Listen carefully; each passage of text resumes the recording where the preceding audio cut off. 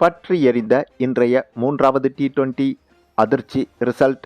அதாவது இந்தியா மற்றும் இங்கிலாந்து அணிகளுக்கு இடையிலான மூன்றாவது T20 மேட்ச் இன்றைய தினம் நடைபெற்றது.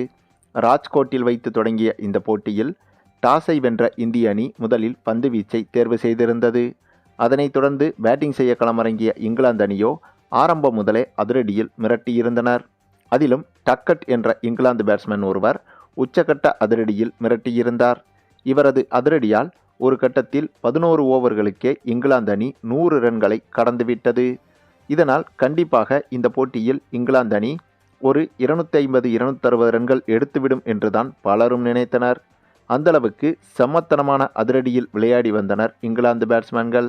மேலும் என்னதான் இங்கிலாந்து அணி இன்னிங்ஸை தொடங்கி போட்டியின் 2வது ஓவரிலேயே முதல் விக்கெட்டை பறிகொடுத்தாலும் அதற்கு பிறகு 83 ரன்கள் எடுத்த பிறகுதான் 2வது விக்கெட்டை பறிகொடுத்தது.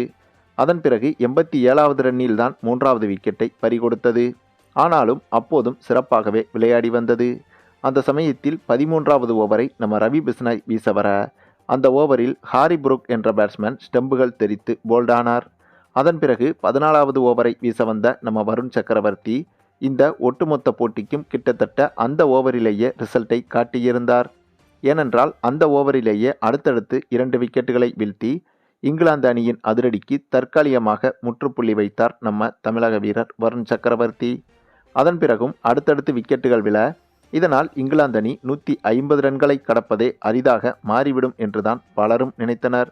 ஆனாலும் கூட லிவிங்ஸ்டன் மட்டும் கடைசி வரை நின்று ஓரளவுக்கு நிதானமாக விளையாட அதன் விளைவு 20 ஓவர்கள் முடிவில் 9 விக்கெட்டை இழந்து 171 ரன்கள் வரை எடுத்துவிட்டது இங்கிலாந்து அணி.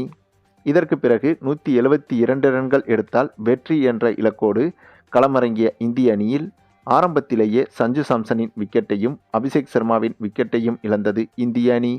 அதற்கு பிறகு சூரியகுமார் யாதவும் 14 ரன்கள் எடுத்திருந்த போது அவுட்டாக அப்போதே கிட்டத்தட்ட இந்திய அணி சரிவை நோக்கி செல்ல ஆரம்பித்து விட்டது.